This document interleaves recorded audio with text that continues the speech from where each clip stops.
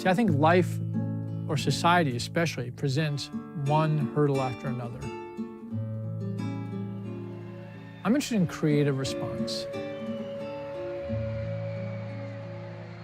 Just as an artist has to be able to look at things and see them slightly differently, see how the sun and the shadows fall, we have to approach everyday problems creatively. The best way to challenge a bad religion or bad government is give a person a good idea.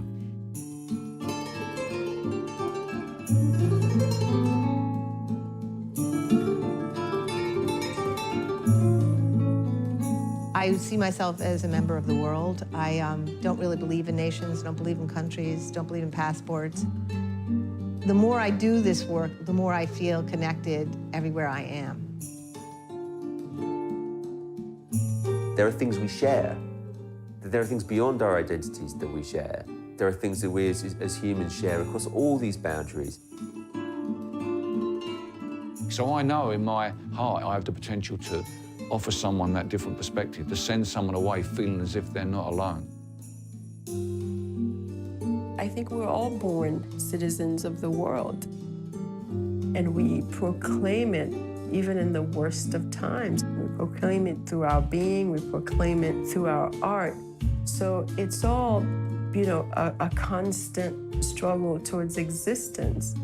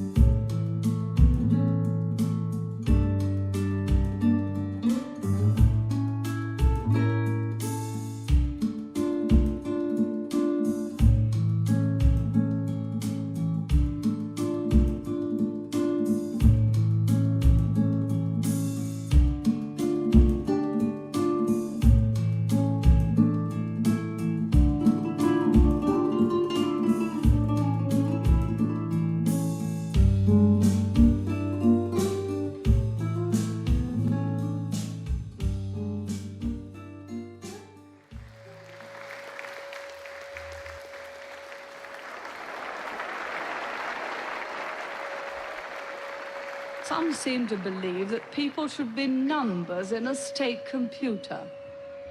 We believe they should be individuals. We're all unequal. No one, thank heavens, is quite like anyone else. And we believe that everyone has the right to be unequal. If we look to the answer as to why for so many years we achieved so much, prospered as no other people on earth, it was because here in this land, we unleashed the energy and individual genius of man to a greater extent than has ever been done before. Freedom and the dignity of the individual have been more available and assured here than in any other place on earth. The price for this freedom at times has been high, but we have never been unwilling to pay that price.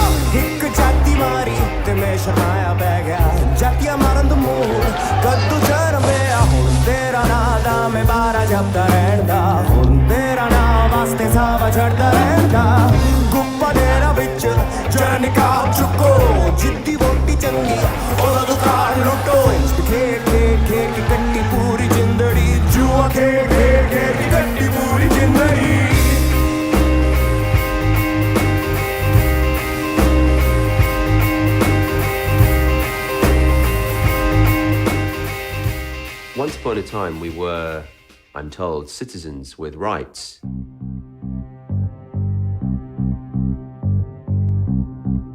What does it mean to be a citizen?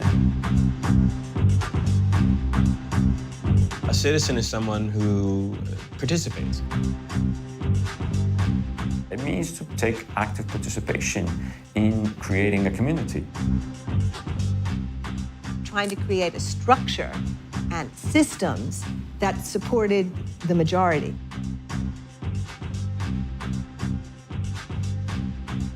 The great collapse of the 1930s lasted so long, and it was so bad that in the end, through the pressure of the suffering, coupled with a strong labor movement, Roosevelt created 11 million jobs.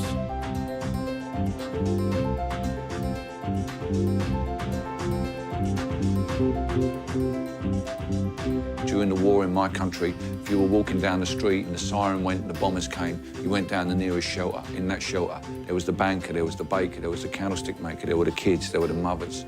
You know, everybody was together. The president went on the radio and said, if the private sector cannot or will not hire our unemployed people, then there's no alternative but the government will do it itself. A profound act. So many people were being injured, they had to open the hospitals up. First to people who were out during the Blitz, then to children, then to mothers of children. Eventually, it was everybody. Out of that experience came the collective taxation, collective provision. Roosevelt created the Social Security system. He created unemployment insurance. We never had that before. Free healthcare, free education, decent affordable houses, proper pensions. It was a sense that there was solidarity to keep the community working, feeling good about itself, and interacting productively.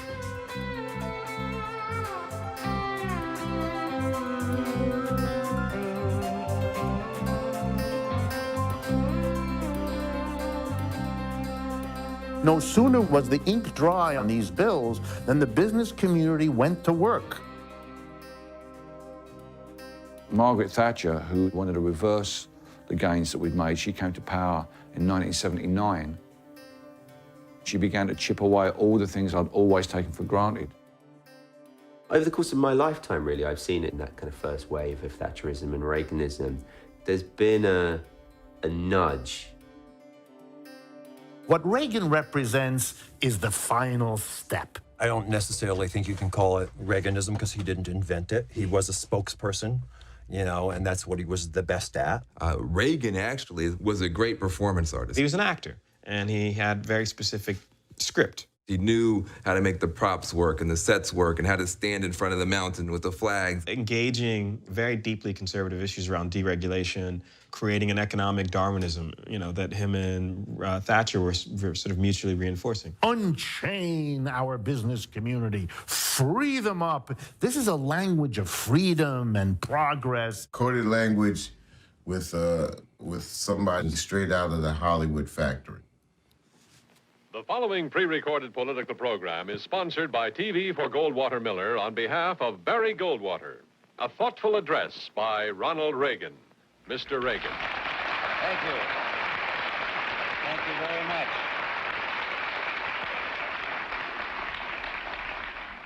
The sponsor has been identified, but unlike most television programs, the performer hasn't been provided with a script. I actually got to go to the 1980 presidential convention in Detroit. It was just when you were able to start taping things off TV, so I had a friend actually taping every night's broadcast. Everything that came out over the air was very moderate. It was the Morning in America stuff. It was, come on, folks, things aren't so bad. This is a great country. You know, no mention of Vietnam. Nobody's snarling about welfare chiselers. Whereas Down on the Floor was really a far-right Goldwater kind of convention. And what I found, you know, watching the tapes was, oh my God, that's what people were seeing? This really seemed like a very, very well-orchestrated television show. Using the right song for the wrong time. Happy Days Are Here Again. But they didn't put that little disclaimer for who. For me, the Reagan years were the end of America, you know, or the end of the possibility of America.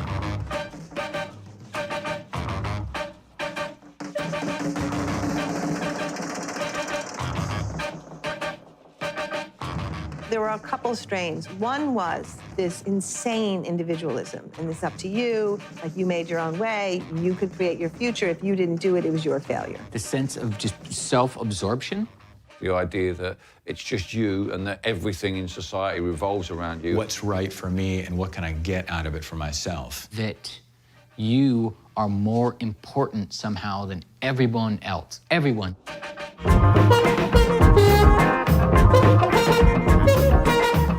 The kind of things that we faced were not unique to America. This statement of Margaret Thatcher's that there's no such thing as society seemed to me a terribly brutal and cruel view of the world. To break down the sense of a collective provision. That all there was are these individuals isolated from each other, and they make their money and they accumulate their stuff, and the whole texture and fabric of the lives that we lead with each other are meaningless.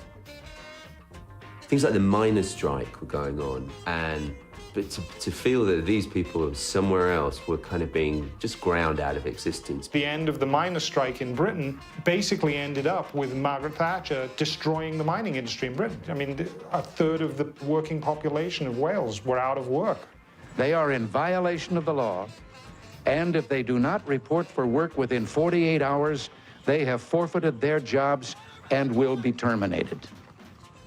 End of statement. When he smashed the air traffic controllers, it was open season on unions. You could fire workers, you could intimidate workers, and that was okay. The working class was besieged in the United States by Reaganomics and by their union busting that was going on here. To roll back what had constrained the American business community and let them really go for it. Yet any time you and I question the schemes of the do-gooders, we're denounced as being against their humanitarian goals. They say we're always against things, we're never for anything. Well, the trouble with our liberal friends is not that they're ignorant, it's just that they know so much that isn't so. Now, I think one of the first things that Reagan did is that he put into motion, I think it was really a linguistic attack.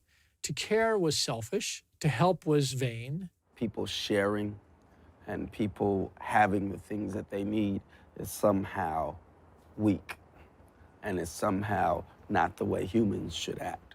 And that anything that contradicts that is utopian, which is a word that is used as a cuss word now. You're a utopian, you're a fool, you're a dreamer, you're naive. Let's deflate these people who think they can help humanity. Oh, you're just some do-gooder. And that was an ideological story. Going with that was another story. That it is better to think of a person as a consumer than as a community member. That work can be horrible, work can be a drag, but the reward is you get to go to the mall with what you get. Buy, spend, spend, spend. Max out your credit card, get another one. Every product is coming into your home through the TV. Go to the mall, accumulate the material. And it was also, I think, a culture loyal to not a flag, but a logo. We are only what we consume. Your own personal happiness is available to you through the purchases you make. You become a better human being if you go out there and purchase your status. And don't worry about anybody else. And if you can't purchase your status, then you're a nobody. With the things that we used to invest, community action, solidarity, we instead focus on consumption as what binds us together, what satisfies us. We're letting the designers of the outside inadvertently design the inside. It was a very effective campaign. And it perfectly set the table. Like, just people just becoming so rich, it was insane. But why wouldn't you? Corporations were now going to be more powerful than governments. The free market is the most sacred thing. I was born, and God saw fit to give me this money, and I can't share it with you. Because if you were to give money away, then you were actually greedy. Greedy for personal attention. Fascinating. You know, completely insane. The trickle-down theory. You know, that's the same idea as if you drink a beer and you piss in your pants and you put a cup down there and you wait for eventually there'll be beer that drips through your pants, and that's what the poor get, which is like 6 drops, you idiot.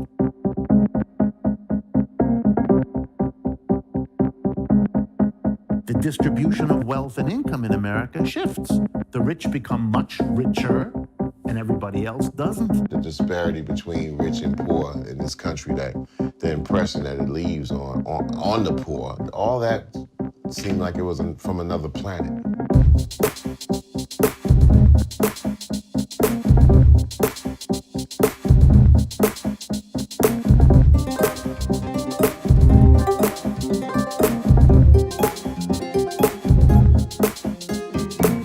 You're getting to the point in the United States of America where you have more people working in service jobs than you have in manufacturing. We've been there for the last 20, 30 years. You know, that's what happens to a post-industrial country. We're going to focus on how you'll be able to buy a cheaper pair of shoes or a cheaper toaster, but your neighbors will be out of work. And for a nation like the United States of America, in which self-esteem is the most important thing, that's very, very difficult. The mass of Americans had to go through this cataclysmic change without an awareness that it was a process that the society as a whole was going through. And I think that was the beginning of the pervasive low self-esteem entering the culture, that people didn't blame the government, they didn't blame the structure, they blamed themselves.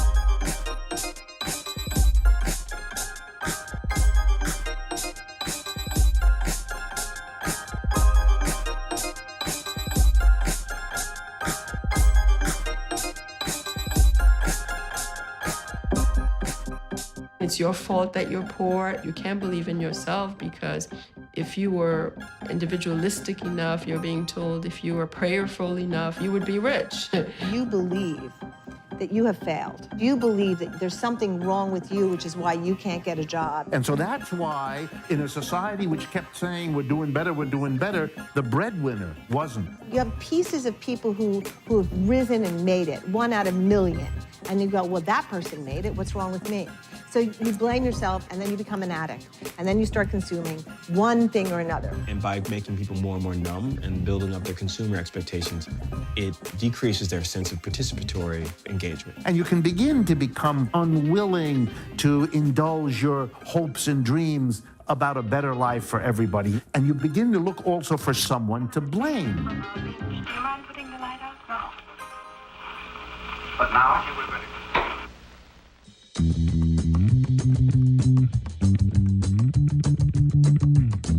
There is the shadow element of it that can so be easily triggered. If you're told that this group of people is dangerous. Don't hesitate. Find cover. More than 100 million people living well beyond the destructive range of blast and heat could be subjected to dangerous or deadly amounts of radiation from fallout.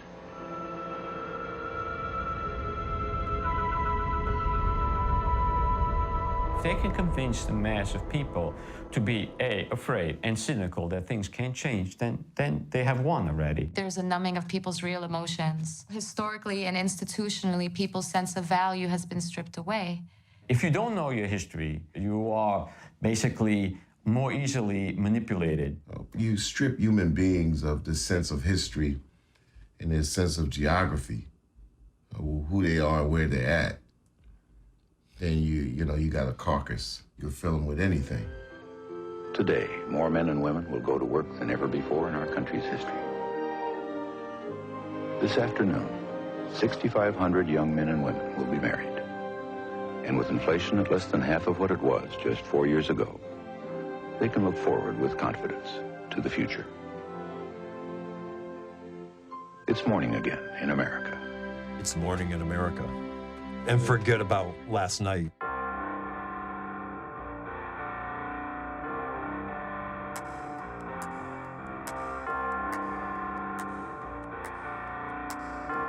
Every ideology in history has always tried to disguise the fact that it's an ideology by saying it's natural.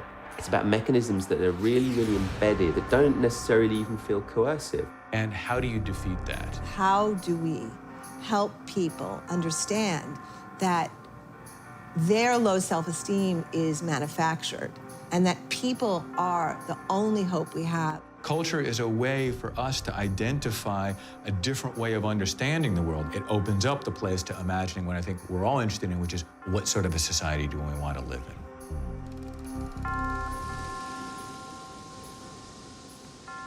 In the factories, locally built, giving local employment in every great area of the nation.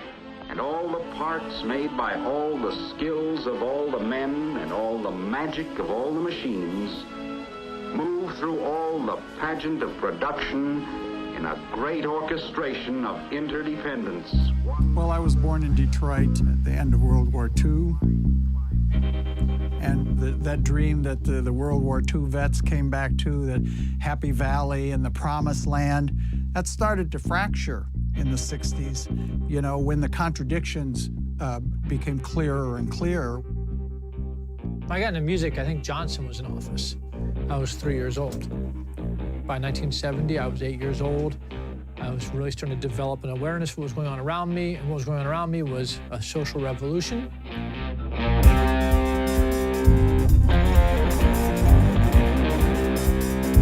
The Vietnam War had been on my entire life. At that time, the draft was in place. There was an agreement amongst all people of my generation that the country was going in the wrong direction.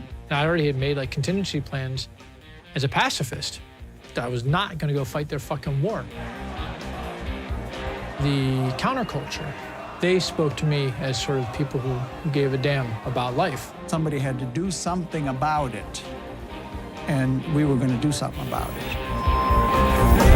Take out the jams, Mo!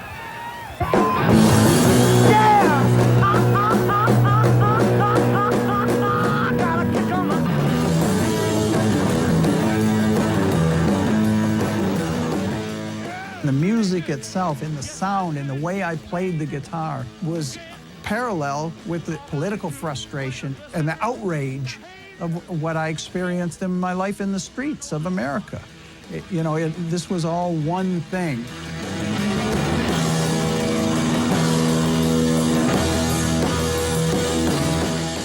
What I did in my music, in the MC5, was part of this larger thing that was happening all around the world. If you fast forward to the era of the mid-70s, I think that idea grew.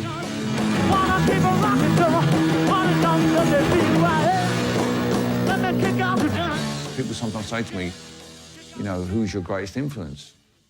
And it undoubtedly was Margaret Thatcher. I was politicized by the actions that she took. You know, these were things that really opened my mind, not just politically, but musically as well. The town I grew up in is a narrow-mindedly conservative, all-white suburb of Chicago. When I really sort of discovered my underlying ideology for all I would do in my work life was when I was a teenager, and it was definitely during the Reagan and Thatcher era. Was really affected by music, really believed the music, and I just wanted to be in a band. By the 70s, rock and roll people were like royalty. Rock seemed so inaccessible. Like you had to have an expensive Les Paul guitar and a huge stack of Marshalls in order to play rock music. We didn't have that. Like, I don't know how you get there, but I'm not going there. So I skateboarded.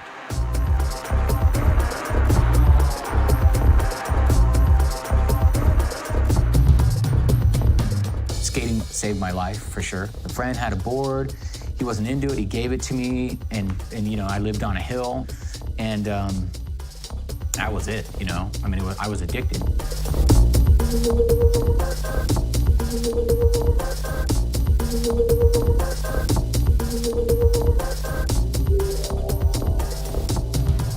The school people, the whole scene, especially when I got into high school, it just was fucked, you know? So, you know, you tend to withdraw. And, you know, skateboarding was my way out. It was me. So it all stemmed from that realization that what we were doing was positive. We got a chance to do things we love to do. Skateboarding was a decidedly undefinable activity. It's not a sport, and it's not a hobby. It's not a toy, it's not a game. Why were people so committed to this thing? Why were we stealing lumber from construction sites at 3 in the morning to build ramps? I think what was happening was we were developing the tools to redefine the world around us.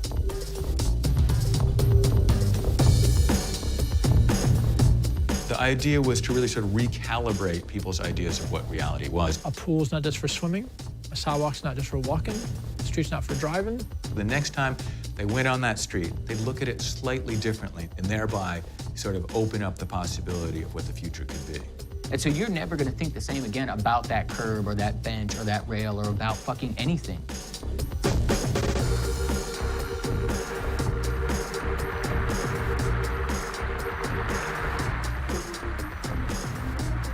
Well, you guys were the evil empire.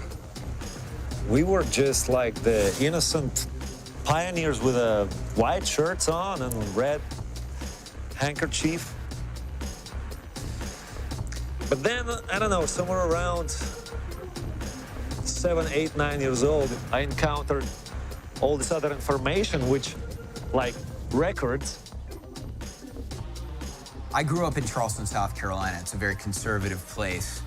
And I really didn't know anything other than this conservative society until I got into skateboarding and punk rock. At some point, I got into punk. We discovered punk rock. And that was like we never heard music before.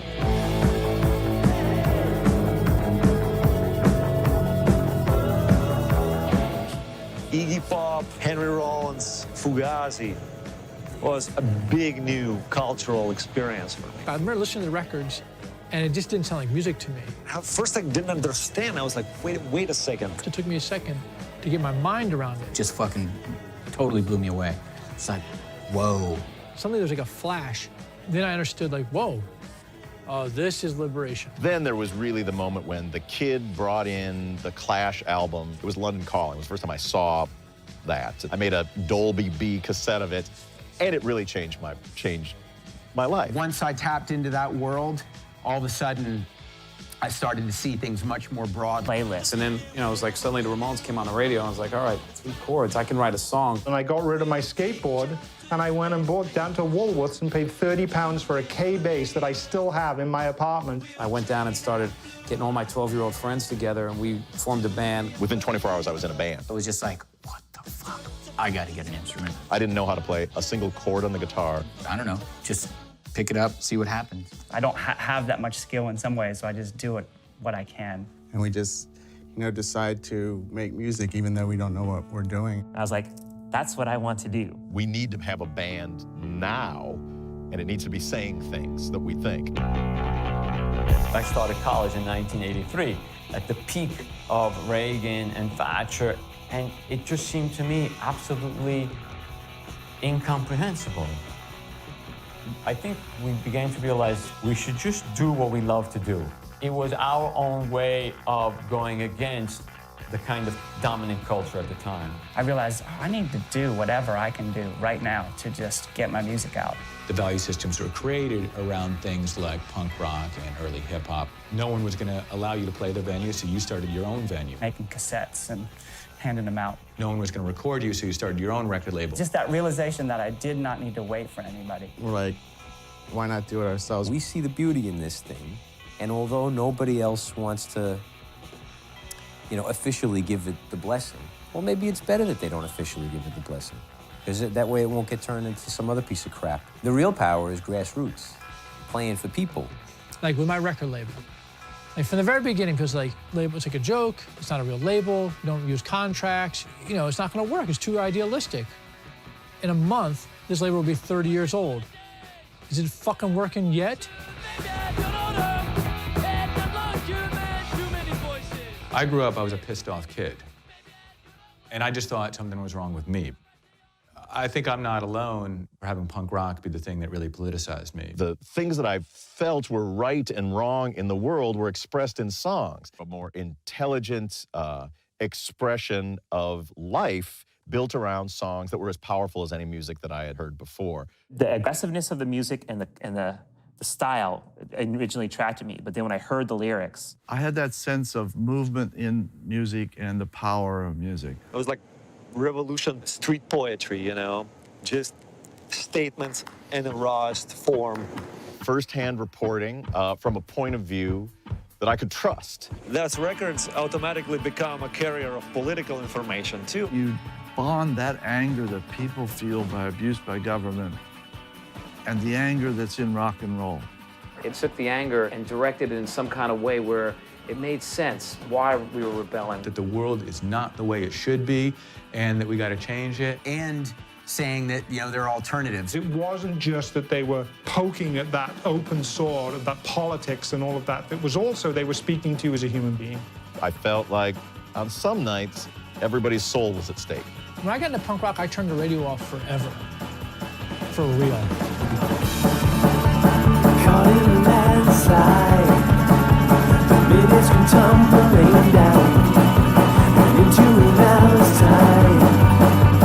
In which your days worth of work must be planned out and planned out. For every week to be worth the weekends of downtime. Months of your own.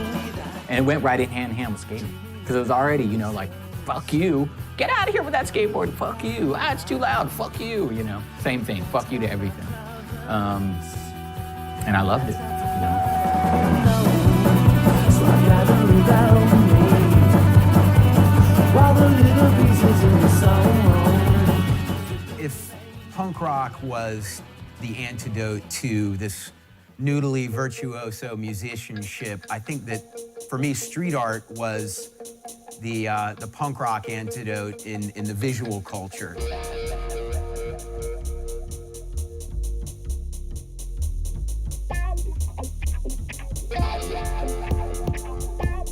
If you could make music with 3 chords in a garage, you could make art with a Xerox machine, some collage materials, spray paint, and some passion that can be conveyed very spontaneously.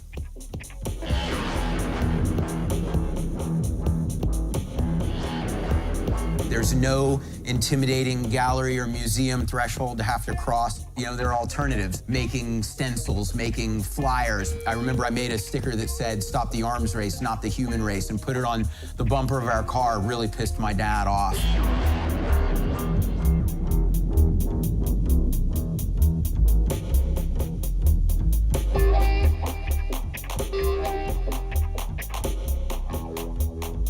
Why is it that, for example, a subway car is only about the pleasure of the advertisers, not my pleasure? Why is it that every day I have to look at what they want me to look at, and I can't help recreate the subway line and make it actually speak a language which speaks to me?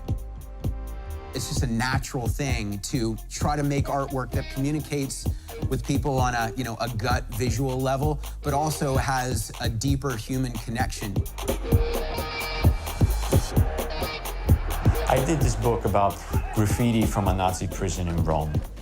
These were people who had been arrested by the Gestapo and the SS in Rome. They had been tortured. And, you know, they scribbled this graffiti with a nail or a piece of charcoal. Everything from Dante to, you know, letters to their mothers. So whether that's graffiti in a Nazi prison, whether that's graffiti on a subway train, whether that is, let's say, lyrics to a song by The Clash, what it revealed was a kind of common humanity. We are fathers, we are sons, we are brothers, we are husbands, and we have this thing in common, and we want to be free. Most of my formative years were in the 80s, although, you know, I was born in the early 70s. And Oakland in the early 80s, the gold in the hills was crack. That was a way that people saw themselves getting out of poverty. There was no sense of who were the good guys and who were the bad guys. Fast forward to maybe a couple years later, Public Enemy came out. Brothers and sisters! And Public Enemy changed the landscape. Yes! Public Enemy was a collective of 20, 25 black men trying to figure out how to get untangled. That was a very important time. It changed the whole dialogue and made people have the idea of some sort of unity against a common enemy. The Clash galvanized young, predominantly white kids, and Public Enemy did the same for black youth. It really was a CNN for rebel youth. Radio, suckers never play me. All the licks, they just okay me now, known and grown when they're clocking my soul. For me, when, you know, hip-hop came around, to me, it was totally punk rock. Completely. One and the fucking same, man. Punk was a rebellion against the musical overage of everything. But we equally hated what was coming at the people, pimping the people, and therefore we said, you know, we're gonna try to do a little bit about it. It was kind of curious because we had that like real hip hop. We like Rakim, Big Daddy Kane, KRS, Public Enemy. We were like very straight, like we do this with 2 turntables, 1 mic, that's it. Tomas clase y facultades que las universidades, verdades que sabes que el Marqués de Sade no es nadie al lado del Marqués de Rappers que saben que cargo con habilidades mentales y avanzadas. Then it went down to Madrid South. That's when it hit hard. Because Madrid South was the more underprivileged area on Madrid, where generally all the immigrants were also.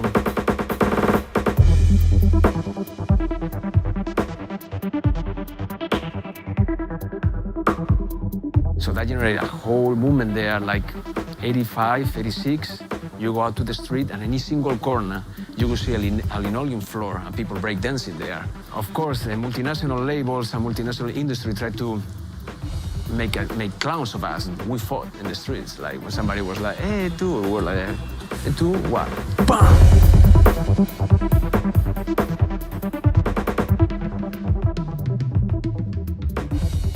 This woman named Rossi Hawkins and her 2 twin sons that were 8 years old all got beat down, bloody by the police. Out of the projects, everybody poured out around the cops and these 2 kids and their mother who were laying on the ground, crying, screaming. They surrounded the cops. The cops got scared, pulled out their guns, started shooting in the air. Everybody ran away, of course. If you've ever been anywhere near a gun, the last thing you're thinking about is what the right thing is to do. But for some reason, all of a sudden, people started coming back.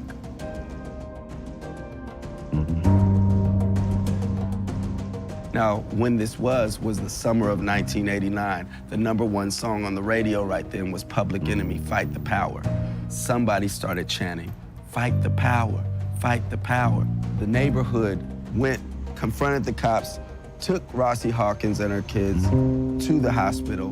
By the end of the night, police cars were turned over. Police ran out of there without their guns. None of this showed up on the news the next day. But the next week when we went there, we got the story. They said when someone started chanting that song, people knew what the right thing to do was. And right then and there, that day when I heard that story, I knew I needed to get better at rapping. All right. 2011, 2012, The Number, Another Summer. Sound of the Funky Drummer. Music hitting your heart because I know you got soul, brothers and sisters. Listen if you're missing, y'all. Swinging while I'm singing. Giving what you're getting. Knowing what I know in while the black band's sweating and the rhythm rhymes rolling. Got to give us what we want. Got to give us what we need. Our freedom of speech is freedom of death. We got to fight the powers that be.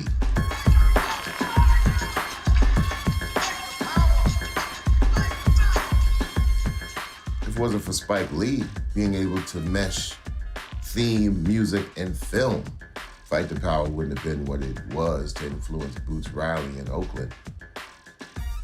So everything was done as a collective. And behind that is the community dealing with a community issue that was taking place that was able to, galvanize a situation against injustice. That's what we make art for. Black music always had to be love music. Not just a ballad, but I got your back, I'm looking out for you. That idea of having an international consciousness, being driven by something more than self-interest. There were people before me, Woody Guthrie, and it goes back generations and generations. This is the business of civilization building.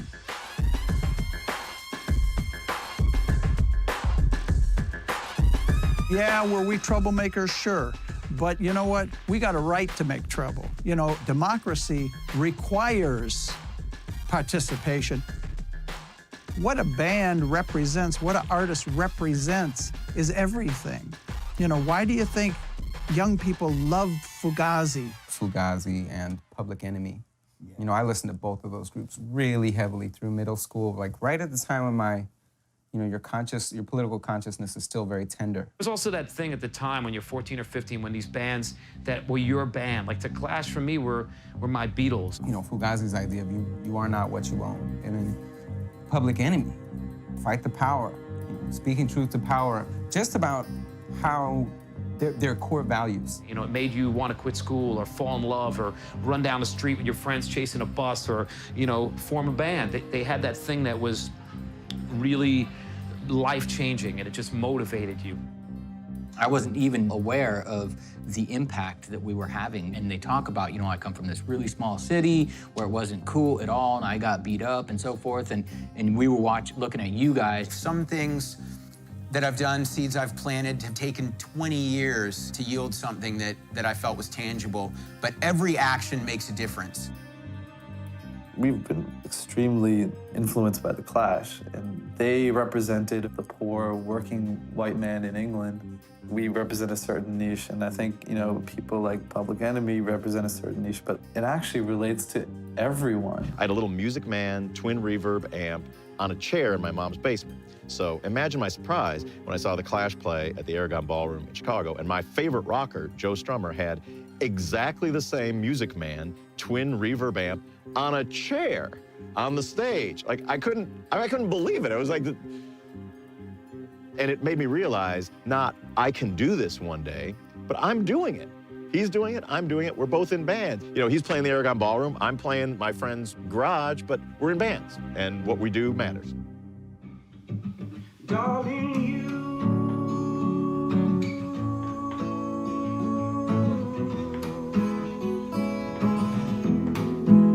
yeah, darling,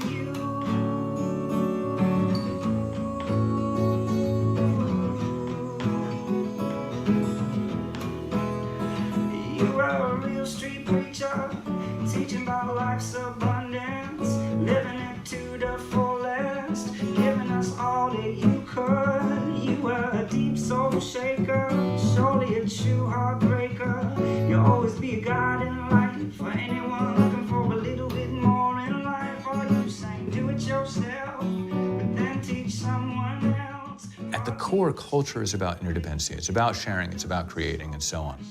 And so it's a great place to start to rethink our relationship with each other. Moving away from that sort of neoliberal model of there's no such thing as society, there's only individuals in the world, to understanding, no, everything is social. At the wrong time for you, darling, you. It does feel natural. You know, the creativity does come out when you think of a problem and you think, okay, how can I address this? You sit around and you create a song together, or you beat the drums and you dance and you yell and you scream. You walk that walk, as you talk that talk, yeah.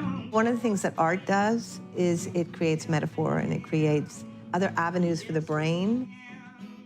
It gets into emotional reality, it gets into sympathy or empathy or compassion for characters. And what we do as artists is we tell the stories of our days. One of the things that makes us human is that we are storytellers. When you tell stories, hopefully the story has a kind of, not neutrality in the sense that it doesn't have politics, but a neutrality in that the story is a story. What's powerful is where I tell my story and you tell your story, and we realize, much to our astonishment, that, oh, it's the same story. The question then becomes, you know, who gets to do the storytelling?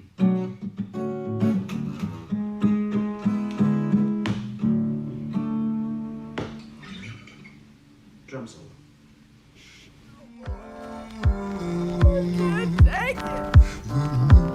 You like this song because it's relatable. It's you in a rhyme. We go to stores that only let us in 2 at a time, and you still don't know where the years went. Although every single shift feel like a year spent. And you could write your resume, but it wouldn't even mention all the life lessons learned during 6 years of detention. So don't accept my collects on the phone. Just hit me back at the house so I know I ain't alone. And we could chop it up about this messed up system. Homies that's been killed, how we always gonna miss them.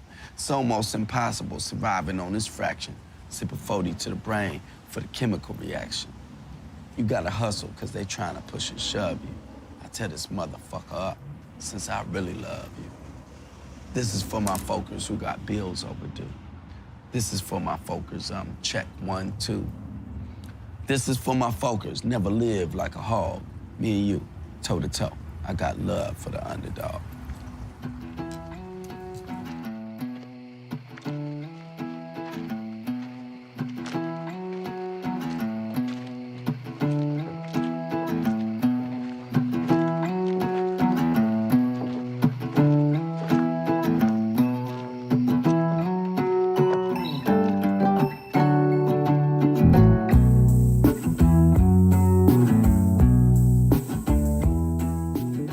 My ass.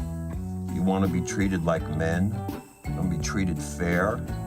You ain't men to that coal company. You're equipment. You think this man is your enemy? Huh? This is a worker. Any union that keeps this man out, any union is a goddamn club. They got you fighting white against colored, native against foreign, holler against holler, when you know there ain't but two sides in this world. Them that work and them that don't. You work. You work. They don't. They don't. So we got to pick away at it. We got to plan it and prop it. We got to organize and build support. We got to work together.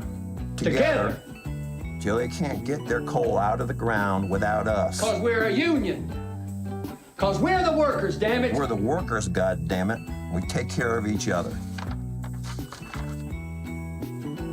Well, I don't know. It don't look like we'll ever get ahead. I guess we'll just have to keep going till we can find something better.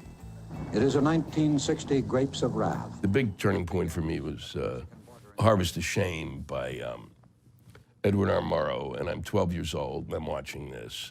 How the people who grow our food, how they're treated, and I was like shocked. It was beyond my imagination, and it changed the way I look at things.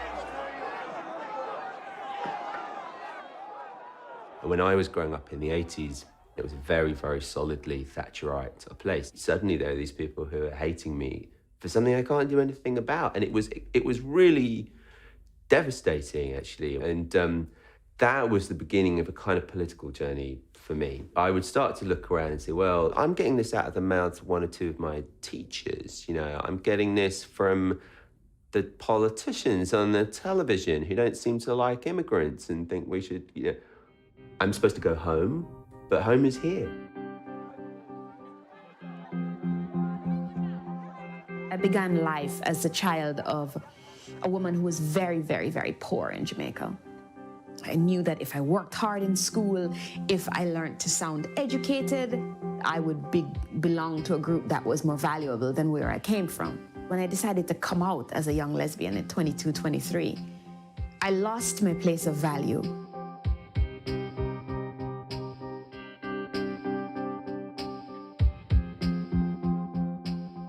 So I came to America in search of that here. And I came here and discovered that there are only very small pockets here where people are actually free. I think when you leave the place where you were born, you're just basically plucked into this other world. And so that adjustment treats you to this notion that your life will be then full of migration. So this notion of home, if you're going to adapt well, you realize it has to travel with you. But then I thought to myself, where in the world would I go where all the parts of me would feel free? And you find little islands that are yours for momentarily. And that's when I came to the act of writing. I came to the act of being a political screamer. You know, writing, it's the place where I am probably most at home because I can bring all these other homes there. I grew up at the edge of a small town in rural West Tennessee. I went off to Yale for law school. And my dad says, well, look, you're about to go someplace I would have never been allowed. You're gonna learn stuff that I'm not gonna know. And next time I see you, you're gonna be smarter than me. He says, but I want you to know something. There's only two kinds of smart people in this world.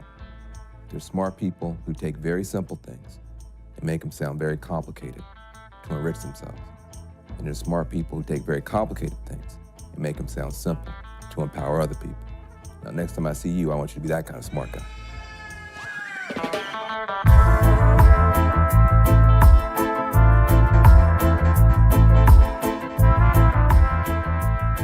We spend our lives, the first maybe 2 decades of our lives, learning how to follow rules. So this is how you tie your shoelace.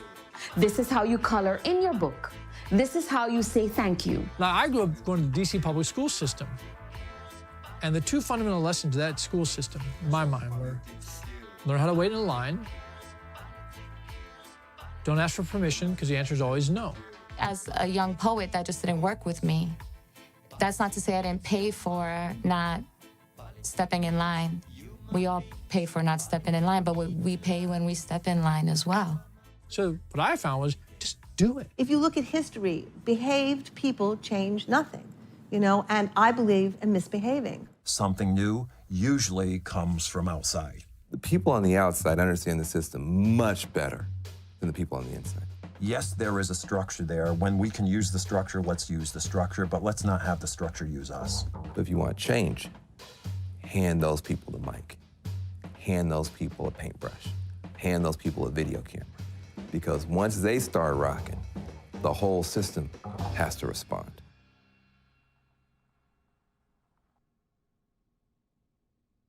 While you exploit the desperation of undocumented immigrants to clean your hallways, bathe your children, and cook your dinner for less than you and I spend on a tax-deductible lunch, I want to scream out loud, all oppression is connected, you dick! At the heart of every political action in history stood the dykes who were feminists, the anti-racists who were gay rights activists, the men who believed being vulnerable could only make our community stronger. The powers that have always been have already come for the Jew, the communist, the trade unionists, and the terrorists. The time to act is now. Now, while there are still ways we can fight. Now, because the rights we have are still so very few. Now, because it is the right thing to do. Now, before you open the door to find they have finally come for you.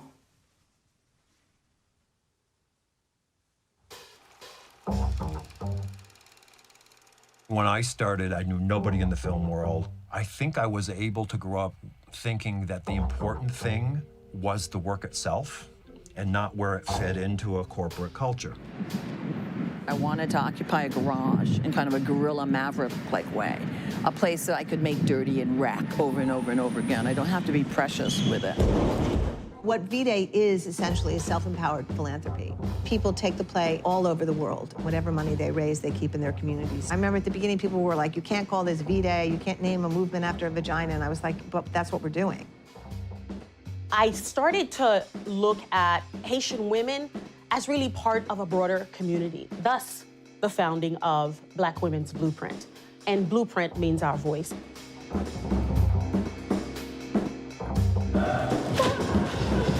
My project is really a venture that wants to include the world. I want to take over the world with action, 2 minds at a time. But then when people would see it, it would bring tears to their eyes or forms of recognition that they feel when an opera singer hits a high C. We use dance, we use song, we use drumming to really begin to unearth the experiences of women in the community. And what I've learned is that if you give people the tools, people will seize it and go for it and run for it and make it happen. And I think at the point where you feel empowered to have your opinion is when you can start having fun with it. My favorite drug, actually, is the news. I love the news. I like to wake up in the morning and open the paper, and usually at least 3 or 4 pages into it, I go, son of a bitch, I must be hallucinating. I'll read something. I mean, I basically, I don't, and I know, I don't treat Sarah Palin as if she's real. This has to be a hallucination. It's the only way I can live with it, and that's the way I function. The most extraordinary, and where I kind of realized that it was kind of a drug to me, was when Haiti was whacked. For God to strike at Haiti when there's, first off, Las Vegas. The amazing thing to me was the response of my country, which is always, when there is a catastrophe in another country, we're there. And the further away a country is, the faster we get there. We can't get there fast enough.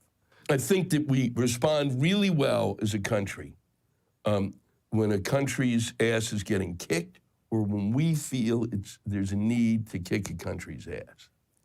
And but what we don't know how to do, what we seem incapable of, is taking care of ourselves. That seems to elude us. It's like we almost need a catastrophe within the country in order for us to figure out what it is we have to do.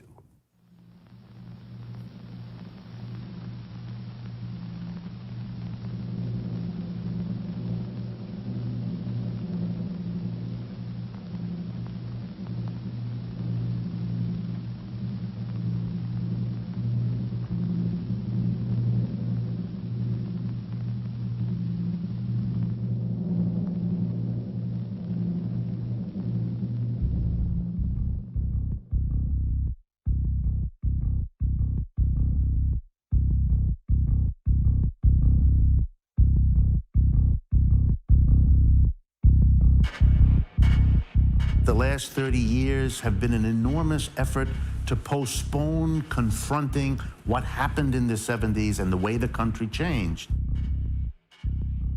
This crisis has created a sense there's got to be something better. When there is a breakdown such as this economically, it frees people up to look at the world differently. And everybody can say, think out of the box. You know, fuck that, think out of the box. It's such a horseshit expression. You know, why don't you think in the box? And just think, actually, is really, why don't you, do we really have to have outside, inside? It's called thinking. Right now, we're in a deficit of the could be. We're in the deficit of asking the question of what if? Right, that means that somebody has allowed themselves to be corralled, have their minds and their hearts corralled into a false construct. You don't stay in power by convincing people that your system is the answer. You stay in power by convincing people that there is no alternative. The fact is that there are a myriad other ways that we could organise society. And what do artists and writers and musicians do except dream of other ways of doing stuff?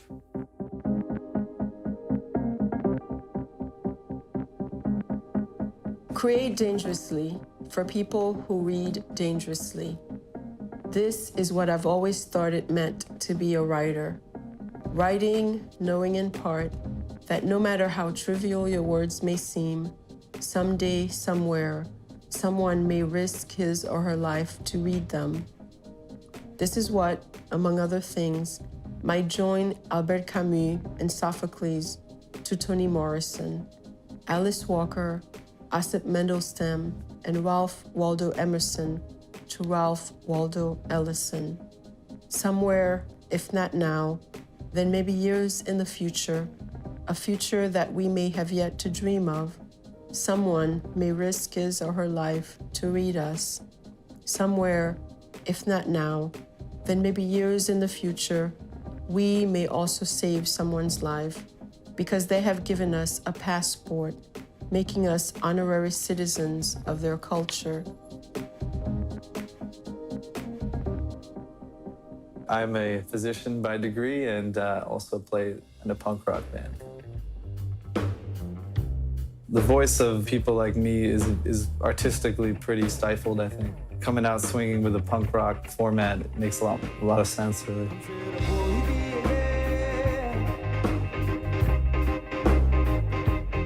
We released a video for a song called Dun. It's actually based on The Clash's Armageddon Time. It's gotten a lot of attention in Pakistan. It's very, very meaningful for people out there to be listening to the work that we're doing.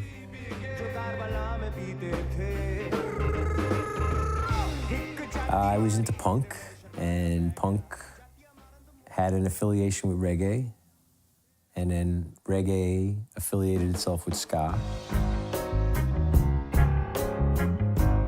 So just by going to shows, I found out about places I wanted to be, places I liked better.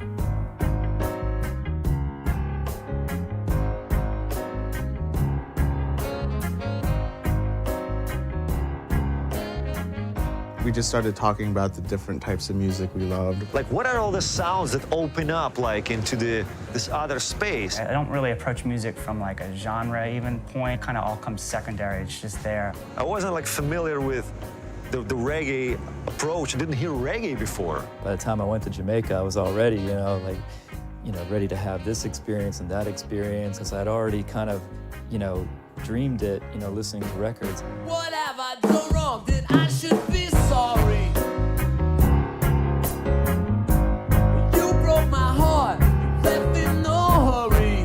That experience of, like, that one band sets you on a trip through a whole other gold mine. We've always been embracing all kinds of different sounds from all over the world. You can kind of see our trajectory of all these different wonderful influences. And suddenly, there's this education happening. Living in that mud where it all mixes together and coming up with something your own. It breaks through and reveals something about, being alive.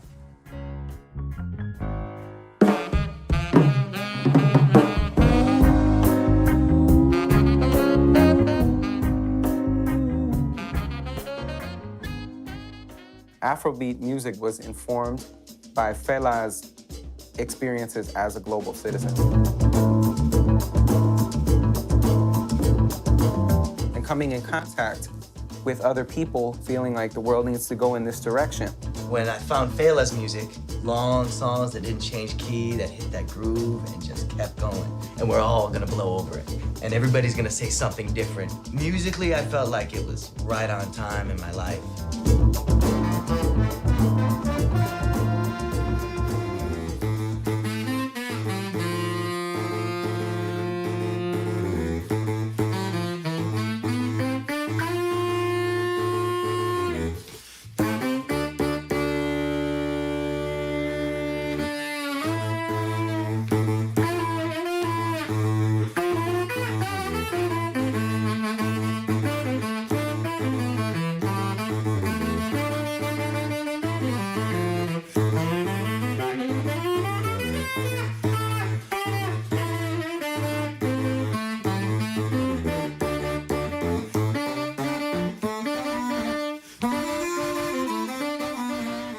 They say, what do you play Fela music? That's Nigerian music. You're Americans.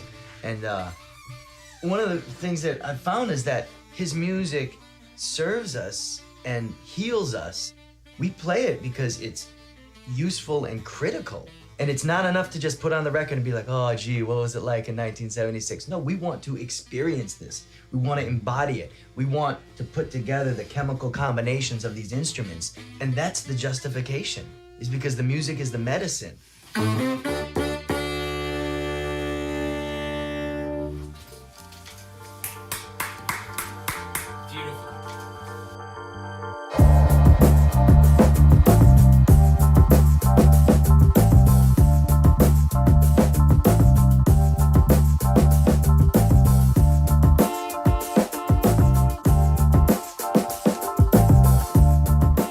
Punk was part of folk music, taking a message and spreading that message and trying to express unedited ideas of ordinary people. Marley, that's amazing folk music with all those different influences of rock and the reggae and the ska and the Motown and all those things. Listening to early hip-hop when everybody was sampling all the jazz stuff, And then, you come back around, you learned about it in a whole roundabout way. Punk is jazz, is blues, is folk, is rock and roll. This is all the same thing. It is the free space. I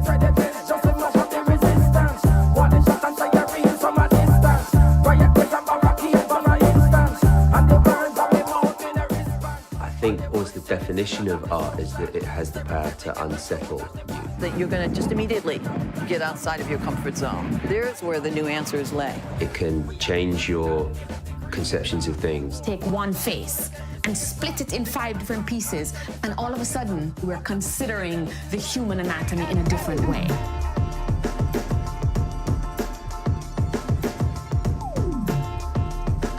What kind of a question can an artist or a human ask that has the capacity to have an enormous range? The question's the thing, not how it gets answered. And if it's a great question, it's going to be answered in a diverse number of ways by maybe hundreds and thousands of people. And my job is really trying to collect those questions. My question is never why, it's why not? And usually, the why not is always convenience. That's boring. And it supports a system that has empowered a government to indiscriminately murder people around the world under the guise of war. That is insane. So I just try to have creative response. In my mind, what we are up against right now is not just the machinery, but also the mindset of individualism and the mindset of that neoliberal sort of way of understanding the world. People have to be dehumanized for us to give our consent with our silence to have bad things happen to them. It relies on cynicism. It relies on being in competition with your neighbour, of you thinking, you know, why should I give a shit about anybody else? Although we all know that the most basic form of social organization that we see, the family, no matter what the makeup of the people in it are, is usually based on sharing. Essentially, how an environmental system works is every little bit actually is connected to one another. And this isn't some abstract principle, this is an empirical fact. Imagine if we thought of every child as our own. I open up the newspaper with my cup of coffee, and there on the front page of the New York Times, there's a photograph of a young man holding the dead body of his daughter. And that moment really struck me because I didn't know whether they were Lebanese Christian or whether they were Muslim. All I saw was a man holding the dead body of his daughter, a daughter who was the same age as my daughter. And that was the moment where I began to realize this is not me speaking as an American or an Italian or an Italian-American or an American-Italian. It's me speaking as a person who has solidarity with people who are suffering.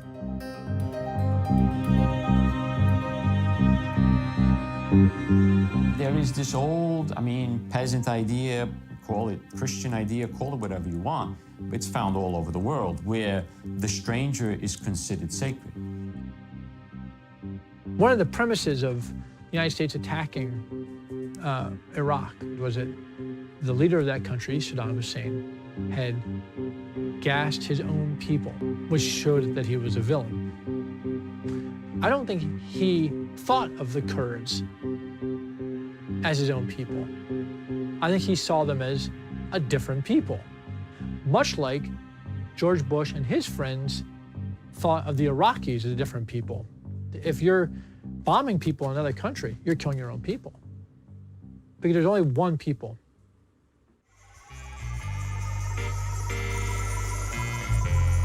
The fact that we're a group of people, Puerto Rican, white, Jewish, Asian, all these different mixes of people, it's these different resonant frequencies. That's what brings us together. And then we find other groups like that. In my music, although I talk about it from the standpoint of Oakland, California, I talk about it in a way that it can relate to anyone. So you see like a girl in India performing the story of a girl in America, and you see a girl in Westchester performing the story of a girl in Kenya. That, to me, is the most exciting thing. Unlikely places, in the most unlikely hands. You know, you put something out and some kid gets hold of it in another country, in a context which you could never have predicted, and, you know, a light bulb appears above that kid's head. I heard it like so many times. People come up and say, yo, man, listen, I'm from Brazil, but I live here in Sweden, or I'm here from Australia, I live in Canada.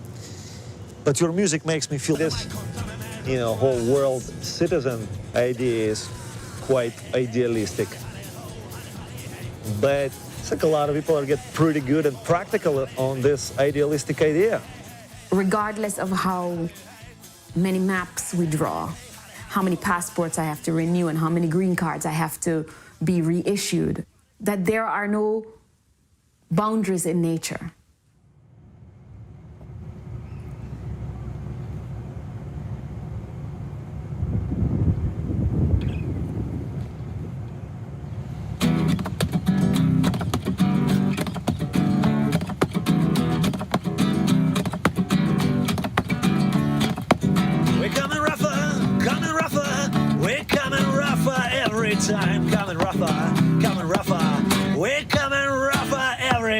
emigrada, emigraniada, emigrada, emigraniada, emigrada, emigraniada. We're coming rougher every time. In a corridors full of tear gas, our destiny jammed every day, like deleted scenes from Kafka, flushed down the bureaucratic drain. But if you give me the invitation, go hear the bell of freedom chime. To hell with your double standard, we're coming rougher every time. It's like those issues never really been resolved. They just fade in and fade out. They're always there. They're still waiting for some humanitarian approach to them. Not with a crude bureaucratic approach. There needs to be a no human being is illegal kind of approach to it, you know? And who could say that? For them we got nothing to say. Emigrada, emigraniada. For them it's Don Quixote's way. But if you give me the invitation, go hear the bell. If you're not building like community with your art, it's kind of defeats the purpose of that art, you know? Because, you know, you got a microphone, you better use it in a good way, man. Frozen eyes, sweaty back, my family is sleeping on the railroad track. All my life I pack on back, but man, I got to earn this back. I gotta pay representation to be accepted in a nation. What after effort of a hero, start again from zero. Emigrada, emigraniada, emigrada, emigraniada, hey, hey. We're coming rougher every time. We're coming rougher every time. We're coming rougher every time. Are you certain? I talked to a lot of people today. And what are we going to do about it? Do about it? Well, sure. If you think a thing is wrong, then you've got to do something about it. Well, what can we do about it? I don't know. But that's what we're going to find out. The 1978 Rock Against Racism Anti-Nazi League Carnival is the bedrock experience that has helped me understand my role in the struggle. I went initially because I was against racism, because I love reggae music, and the National Front, the fascist party, by attacking black people or attacking the culture that I loved. But it seems to me the important thing is that it wasn't the Clash who changed my perspective. It was that mass audience, all those people coming together. And being in the park that day with 100,000 kids just like me, and we were brought together by this music that we loved, I knew that I was not in a minority. I don't think I would be doing this job, I wouldn't be sitting here talking to you in your film, were it not for what happened at that gig. So I know in my heart every night I have the potential to offer someone that different perspective, to send someone away feeling as if they're not alone. Are we going backwards or are we going forwards? And what are you doing about it? You know, are we taking over or are we taking orders? As a teenager, I wrote those 4 lines down. I put them in my refrigerator and vowed that I would ask myself those 4 questions every day as my revolutionary punk mantra. In order to go backwards or forwards, you have to know damn well where you are. And I think we sometimes don't understand really where we are. We don't realize how far we've come. It's always as if you think you're going much further ahead, and then you go back a little, but you don't go all the way back. History is not a static thing that happened in the past. We are agents of an evolving planet, and history is being made by our action or our indifference. That's how everything has changed throughout history. You fight and lose, then you win one. And so the question for me is less about, are we going forward or are we moving back? The question for me is, am I on the right side of history?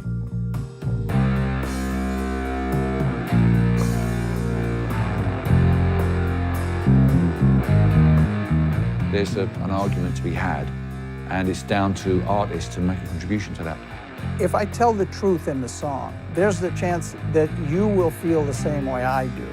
And then we meet in the song. You see these moments where the right image makes concrete feelings about the world that many people might be experiencing. It emotionally stirs people into their passion, and your passion then becomes your true voice. It's not only a meeting of the minds, it's the first step to unity in action. Art of all kinds kind of organise people's dreams. It's a way of generating possibilities, but art is an action. In and of itself, it doesn't have the power to change culture. The piece that's missing besides just the words and the thoughts, is actual organization. Organized mass movements. Physical manifestation of those ideas. You not only have to have a voice. It's not just enough to want to see that. But you gotta fight the power. You have to actually find a way to go make that reality. You gotta get into the battle. The point is to do something. That part is the part we can't do through music alone. I've been organizing from when it was in the 80s. At no time have I seen more going on. There is an opening up that I have never seen in my life. Where there are so many people trying to figure out how they can affect change in a radical way.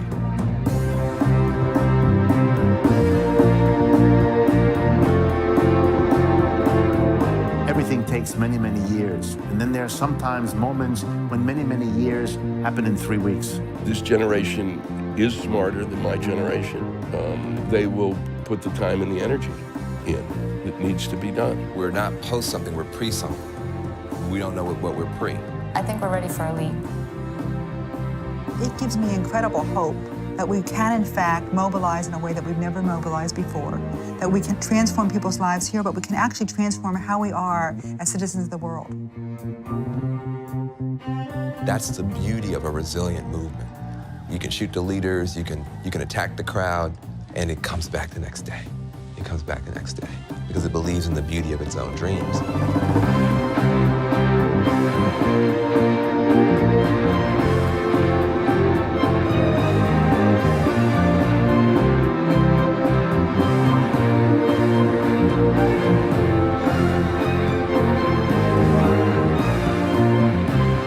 I believe in progress. I believe that it is the way of humanity. Change is inevitable. It comes, it comes, it comes.